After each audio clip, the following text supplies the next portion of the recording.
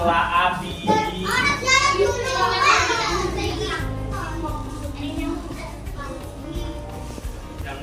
Yang benar enggak. Mau main ulang ya. Koyo. Ayo Pak, ya diem, Bi. Nek Deva jadi ketuanya malah Deva wae lah. Ya wes Pak, Deva baik. Oke. Ayo berenang, duduk yang rapi, siap berdoa. Bismillahirrahmanirrahim. Wal asri innal insana lafi khusri illa alladzina. Apakah Bapak sendiri pernah mengikuti pelatihan pendidikan inklusi sebelumnya? Kalau saya ditanya pelatihan atau pendidikan inklusi, saya aja dari lulusan sarjana pendidikan luar biasa. Jadi saya rasa ya mungkin dari mata kuliah sehari-hari juga sudah pernah dan sudah dicantumkan di mata kuliah. Kalau kurikulum dalam program inklusi di sini tuh bagaimana Pak? Kurikulum di sini tuh fleksibilitas, dalam artian kurikulum inklusi yang mengikuti perkembangan dan ya apa ya, perkembangan minat dan bakat anak atau kemampuan. Nggak harus mengikuti K13 atau kurikulum merdeka. Yang semana ya masih bisa di edit gitu, maksudnya masih bisa diubah. Jadi enggak yang harus secara kalau penyesuaian pembelajarannya Pak, kalau ini anak inklusi sama anak reguler itu apakah ada perbedaan gitu, apa ada inklusi itu kita lebih tepat? Oh enggak, kalau secara berarti kan ini apa namanya tata letak atau sistematika dalam kelas itu sama, semua sama. Dalam artian inklusi sendiri kan menggabungkan anak-anak yang memang memiliki kekurangan atau yang membutuhkan kebutuhan yang lebih khusus untuk bisa berbaur dengan anak-anak normal lain, sehingga nggak ada mereka di tempatnya di depan, kecuali kalau misalnya memang tergantung kebutuhannya. Misalnya dia ternyata low vision atau dia tunanetra rendah, itu mungkin bisa ditempatkan ke depan karena mungkin penglihatannya terganggu, atau mungkin dia ada kesulitan pendengaran, mungkin bisa ditempatkan ke depan, barulah itu diteruskan. Tapi selama ini di sini nggak ada kebutuhan khusus yang seperti itu. Kalau penerimaan siswa inklusi di sini sendiri itu apakah ada yang Kalau untuk aturan yang terbaru itu semua anak berkebutuhan khusus bisa masuk di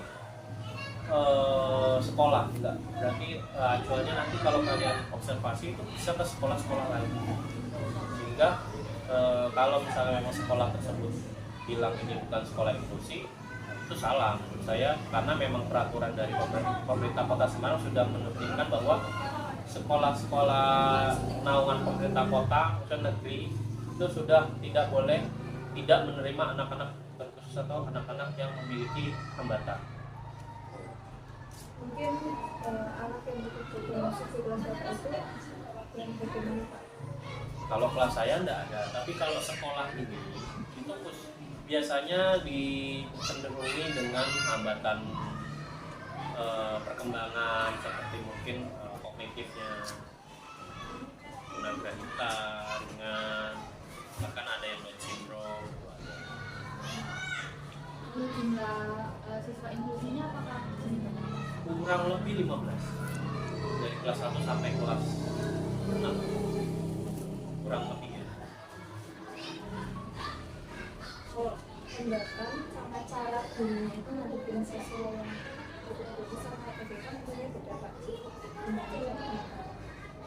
Pendekatan ya, kalau pendekatan secara persuasif itu ya secara hati aja kan, secara dia kita perlakukan sama, dalam artian ya tidak ada pembeda dari anak-anak reguler maupun anak-anak inklusi, sehingga mereka sadar bahwa oh ya di sini saya diterima nih, sehingga perlahan-lahan dan anak-anak yang berkebutuhan khusus berpikir bahwa semua sama. Yang membedakan mungkin kan saya mungkin agak lambat untuk menerima pembelajaran. Kalau dari gurunya ya nggak ada yang ya secara pendekatan biasa, secara reguler. Kalau saat berkebutuhan khusus itu lambat belajar, jadi kan dia tidak bisa pindah ke materi lain sebelum ujian formil, itu bagaimana cara mengatasi? Ya kurikulum tadi. Jadi tidak harus kayak misalnya di kurikulum atau dari RPP kelas 5 sudah bisa perkalian pangkat dan lain-lain. Nah, kalau misalnya anak yang kebutuhan khusus itu masih bisa calistung, ya udah nggak apa-apa calistung, tapi dengan catatan calistungnya mungkin lanjut tahap lanjut, atau mungkin disesuaikan dan kebutuhan. Oh, calistung dengan gaya bercerita, kan tergantung strategi, metode dan media pembelajaran guru masing-masing. Berarti sebenarnya Pak, apakah ada pendampingan khusus terhadap studi inklusi? Biasanya di sekolah inklusi kan ada guru pendamping khusus atau seperti itu. Sebenarnya karena memang SDM-nya minim ya. Saya pun sendiri sudah dijadikan guru kelas, sehingga saya sendiri nggak bisa yang menangani semua. Kalau dikatakan harus ada guru pembimbing khusus ya pasti harus. Ini kan memang kan SDM-nya minim, sehingga guru yang terbebani ya guru kelas untuk mengajari ya sesuai kemampuan pada anak tersebut. Selain itu juga hambatan lain apa saja Pak yang ditemui saat mengajar inklusi di SD ini? Hambatan Ya selain SDM tadi, ya, selain SDM tadi mungkin hambatan lain. hambatan lain ya mungkin dari anak-anaknya kayak mungkin kadang ada yang tantrum, butuh guru laki-laki untuk menenangkan, atau bahkan guru yang bisa menarik perhatian anak tersebut. Oke. Kalau secara orang tua dan lain-lain ya karena memang mereka, karena di sini kami menerapkan semua elemen itu harus bekerja sama, mulai dari orang tua, guru, anak, teman sejawat, kepala sekolah, itu jadi satu kesatuan, sehingga tidak ada sih yang kalau hambatan secara lingkaran sosial dari inklusi. Kemudian kalau penerimaan dari siswa-siswa lainnya dalam menghadapi bisa dibilang itu terhadap anak inklusi gimana Pak? Apakah mungkin mereka sering dibully atau ada pengecualian dari teman-teman yang lain? Alhamdulillah kasus pembulian di sini malah nggak ada yang ke inklusi. Justru malah anak-anak normal sesama mungkin ya kayak dengan anak-anak normal mungkin kayak pembulian secara visual kan. Kalau secara langsung pun bahkan anak inklusi diterima dengan baik di sini. Ada sih pembulian. Kemudian Pak untuk pelaksanaan pembelajaran di sini apa membutuhkan selain Ada pasti ada. Mulai dari guru kelas pun sudah mengantisipasi.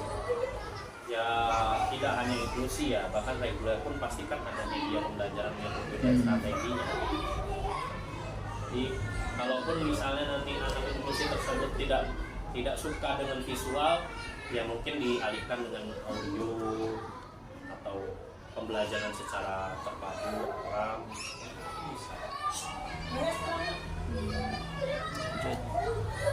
Berarti itu anak berkebutuhan khusus berarti kalau aku materinya bisa beda-beda, itu penilaiannya gimana? Rubrik penilaiannya tetap disesuaikan dengan kemampuan. Makanya kan ada akhirnya RPP. Kalau sekarang kan namanya modul aja dan ATP dan lain itu, sehingga ada penurunan dari anak tersebut. Misalnya materi listrik, untuk materi listrik kelas 6 pun mungkin sudah ke seri paralel dan lain-lain, tapi kan untuk anak inklusi sulit untuk menerima itu. Ya udah diturunkan, oh listrik itu berasal dari mana sih, dasar-dasar dari listrik seperti itu.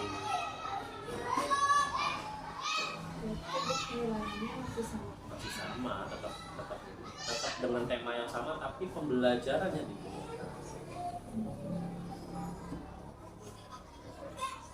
Kalau di sini ada sisa perbedaan tapi yang tuli atau Nggak ada.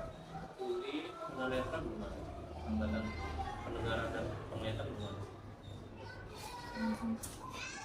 untuk programnya sendiri setiap tahun apakah ada Peningkatan ada yang peningkatan. Misalnya contoh kayak ada yang Down syndrome dulu suka tantrum, bahkan keluar kelas.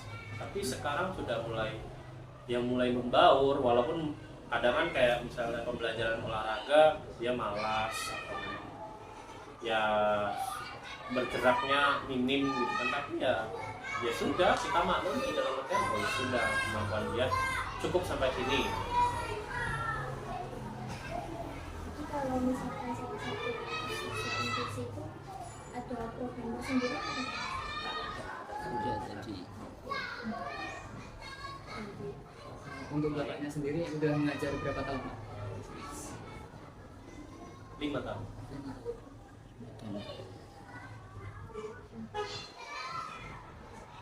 Udah. Mungkin kalau cukup terakhir Pak, pesan Bapak sendiri untuk kami mahasiswa ini terkait pendidikan inklusi sendiri. Iya, kan kami di kelas kan hanya belajar teori-teori seperti itu, dan di sini Bapak sebagai yang berpengalaman. Pesan saya, setiap guru itu digugulah dikit, sehingga apa yang kita tanamkan ke anak-anak itu akan menjadi ingatan bagi mereka, mau itu buruk mau itu baik, kita tidak ada yang tahu. Yang penting tujuan kita itu jangan membuat anak pintar, tapi membuat anak paham. Itu ada sudah syukur. Sehingga apa yang nanti kalian ajarkan nggak perlu ngoyo untuk kamu harus bisa ini gitu. Kamu harus bisa berkarya kamu, karena setiap anak punya dimensinya masing-masing, punya bakat masing-masing dan masing-masing, tergantung kita. Sehingga oh ini bisa matematika tapi dengan cara visual, kita kembangkan diri kita. Itu ya jadi syarat-syarat. Oke, baik, terima kasih Pak. Udah.